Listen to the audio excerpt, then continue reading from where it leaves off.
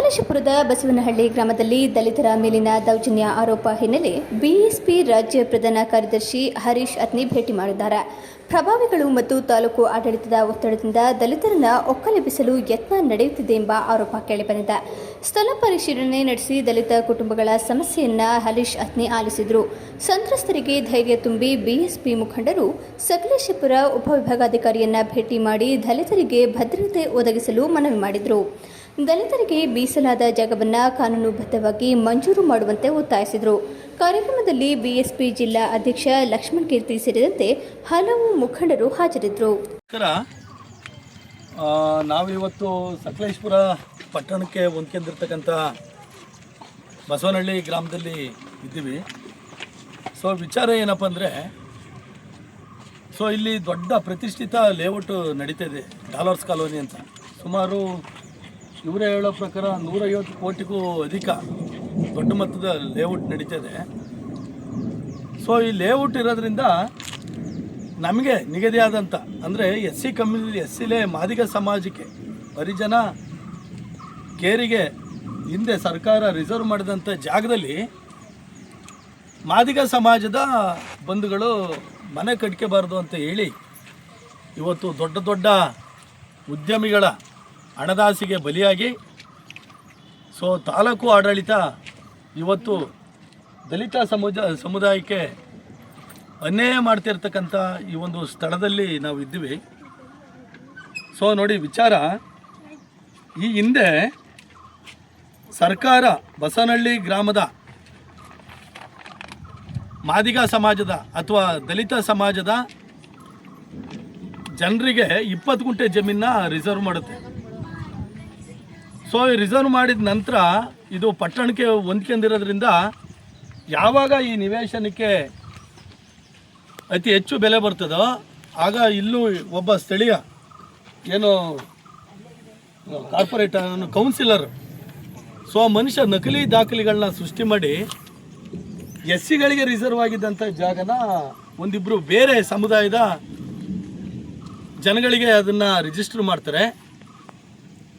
Register ಆದ ನಂತರ ಈ ಸಮಾಜದವ್ರಿಗೆ ಹೀಗೆ ಗೊತ್ತಾಗ್ಬಿಡ್ತೀವ್ರೆಲ್ಲ ಕೂಲಿ ನಾಲಿ ಮಾಡಿ ನಂಬಿಕೆಂದು ಬದುಕ್ತಾ ಇರ್ತಕ್ಕಂಥ ಜನ, ಇವ್ರಿಗೆ ಯಾರಿಗೂ ಕೂಡ ನಿವೇಶನ ಇಲ್ಲ, 6 ಅಡಿ 3 ಅಡಿಲಿ ವಾಸ ಮಾಡ್ತಾ ಇರ್ತಕ್ಕಂಥ ಜನ, ಇವರಿಗೆ ಗೊತ್ತಾಗ್ಬಿಡುತ್ತೆ. ಗೊತ್ತಾದ ತಕ್ಷಣ ನಮಗೆ ಸ್ಥಳೀಯರಾದ ನಮಗೆ ಇದ್ದದ್ದು ಇದು ಒಂದೇ ಜಾಗ, ನಾವು ಇದು ಬಿಟ್ಟರೆ ನಮಗಿನ್ನು ಜಾಗ ಇಲ್ಲ ಅಂತ ಹೇಳಿ ಎಲ್ಲ ಬಂದು ಇಲ್ಲಿ ಕಳೆದ ಒಂದು 20 ದಿನಗಳ ಹಿಂದೆ ಎಲ್ಲ ಬಂದು ಶೆಡ್ ಹಾಕ್ತಾರೆ.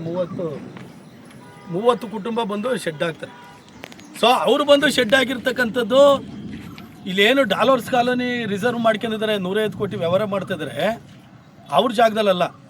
ಸರ್ಕಾರ ಎಲ್ಲಿ ನಿಗದಿ ಮಾಡಿತ್ತು 20 ಗುಂಟೆ ಆ ಜಾಗದಲ್ಲಿ ಬಂದು ನಾವು ಶೆಡ್ ಹಾಕೊಂಡಿದ್ದೀವಿ ಅಂತ ಅವರು ಇದ್ದಾರೆ.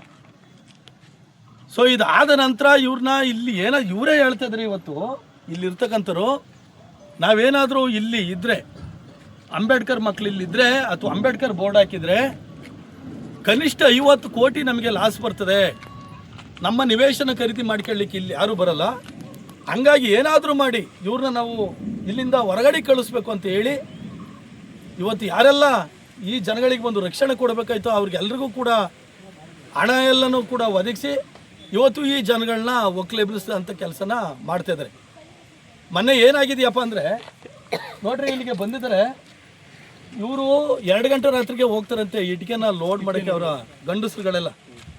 ಅದೇ ಸಮಯನ ನೋಡ್ಕೊಂಡು ಗೂಂಡಾಗಳು ಬಂದು, ವಿಡಿಯೋ ಇದೆ ಈಗಾಗಲೇ ಮಾಧ್ಯಮದಲ್ಲೆಲ್ಲ ಬಂದಿದೆ, ಲಾಂಗು ಮಚ್ಚು ಹಾಕಿ ಸ್ಟಿಕ್ಕೆಲ್ಲ ಇಟ್ಕೊಬಂದು ನಮ್ಮ ಕೆಲಸನೇ ಇದು, ನೀವು ಇಲ್ಲಿ ಬಿಟ್ಟು ಹೋಗಲಿಲ್ಲ ಅಂದರೆ ನಿಮ್ಮನ್ನು ಯಾವುದೇ ಕಾರಣಕ್ಕೂ ಬಿಡಲ್ಲ ಅಂತ ಹೇಳಿ ಓಪನಾಗಿ ವಿಡಿಯೋ ಮಾಡ್ತಿದ್ರು. ಓಪನಾಗಿ ಬಂದು ಅವ್ರು ಕಟ್ಕೊಂಡಿರ್ತಕ್ಕಂಥ ಎಲ್ಲ ಬಟ್ಟೆಗಳಿಗೆ ಬೆಂಕಿ ಹಾಕಿ ಆ ತಗಡಿಗೆಲ್ಲ ಲಾಂಗಲ್ಲೆಲ್ಲ ಹೊಡೆದು ಕೆಲವ್ರ ಮೇಲೆ ಹಲ್ಲೆ ಮಾಡಿ ಹೋಗಿದ್ದಾರೆ. ನಾನು ಈ ಸಂದರ್ಭದಲ್ಲಿ ಪ್ರಶ್ನೆ ಮಾಡ್ತಾ ಇರ್ತಕ್ಕಂಥದ್ದು ಏನಪ್ಪ ಅಂದರೆ, ನೀವು ಎಕ್ಸ್ಟ್ರಾ ಏನು ನಮ್ಮ ಸಮಾಜದವ್ರಿಗೆ ಕೊಡಬೇಡಿ, ನೀವು ಬಂದು ಏನು ಚುನಾವಣಾ ಪೂರ್ವದಲ್ಲಿ ಬಂದು ಭರವಸೆ ಕೊಡ್ತೀರ ಓಟ್ ಹಾಕ್ಸೋಕ್ಕೆ, ಆ ರೀತಿ ನಾವು ಏನು ಕೊಡಬೇಡಿ, ನಾವೇನು ಕೇಳ್ತಿಲ್ಲ.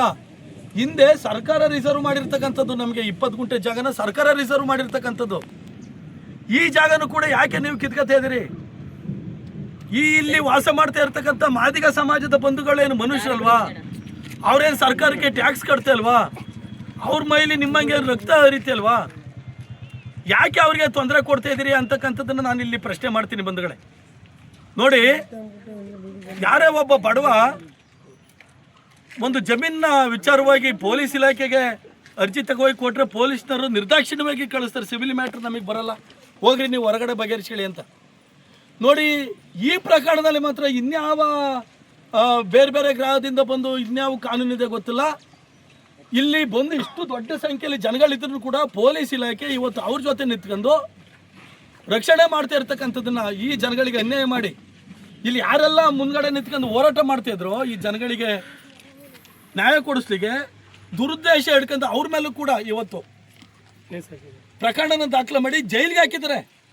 ಇವತ್ತು ಬೇಲ್ ತಗೊಂಡು ಹೊರಗಡೆ ಬಂದಿದ್ದಾರೆ. ಅದ್ರ ಉದ್ದೇಶ ಒಬ್ಬರನ್ನ ಜೈಲಿಗೆ ಹಾಕಿದರೆ ಇವ್ರಿಗೆ ಶಕ್ತಿ ಇಲ್ಲ, ಇವರ ಧೈರ್ಯನ ಕುಂದಿಸ್ಬೋದು, ಇಲ್ಲಿಂದ ಒಕ್ಲೇಬಿಸಿ ಕಳಿಸ್ಬಿಟ್ರೆ ನಮ್ಮ ಜಮೀನಿಗೆಲ್ಲ ದೊಡ್ಡ ಬೆಲೆ ಬರ್ತದಂತ ಹೇಳಿ ಇವತ್ತು ಈ ತಂತ್ರನ ಮಾಡ್ತಾಯಿದ್ದಾರೆ. ಆದರೂ ಕೂಡ ಇವರು ಗಟ್ಟಿಯಾಗಿ ಕಾನೂನು ನಮ್ಮ ಪರ ಇದೆ, ನಾವೇನು ಹೋಗಿ ಯಾರೋ ಮಾಡಿರ್ತಕ್ಕಂಥ ಲೇಔಟಲ್ಲಿ ಹೋಗಿ ನಾವು ಬೇಲಿ ಹಾಕ್ಯಂದಿಲ್ಲ.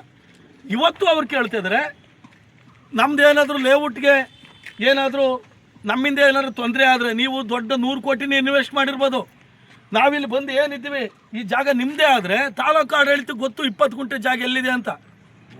ಅವ್ರು ತೋರಿಸ್ಲಿ ನಮ್ಗೆ 20 ಗುಂಟೆ ಜಾಗನ, ಇದು ನಮಗೆ ಗೊತ್ತು, ನಾವೆಲ್ಲ ನೋಡ್ಕೊಂಡು ಓಡಾಡಿದ್ವಿ, ಇದೇ ನಮ್ಮ ಜಾಗ. ಯಾಕಂದರೆ ಇವತ್ತು ಇದು ಡಿಜಿಟಲಲ್ಲೂ ಕೂಡ ತೋರಿಸ್ತದೆ ನಮ್ಮದೇ ಜಾಗ ಅಂತ ವಾದ ಮಾಡ್ತಾಯಿದ್ದಾರೆ. ಇಲ್ಲ ಇದು ಪ್ರೈವೇಟ್ನವ್ರಿಗೆ ಸೇರಬೇಕು ಅನ್ನೋದಾದರೆ ಇಲ್ಲಿ ರಿಸರ್ವ್ ಆಗಿರ್ತಕ್ಕಂಥ 20 ಗುಂಟೆ ಜಾಗನ ನಮಗೆ ತೋರಿಸಿ, ನಾವು ಅಲ್ಲಿಗೆ ಹೋಗ್ತೀವಿ, ಆಮೇಲೆ ಬೇಕಾದ್ರೆ ನೀವು ಏನಾದರೂ ಮಾಡ್ಕೊಳ್ಳಿ ಅಂತಂದ್ರೆ ಹಂಗಲ್ವಂತೆ. ಇವರು ಈಗ ಒಕ್ಲೆಬ್ಬಿಸ್ಬಿಡ್ಬೇಕಂತೀವಿ, ಎಲ್ಲರೂ ಹೋಗಲಿ.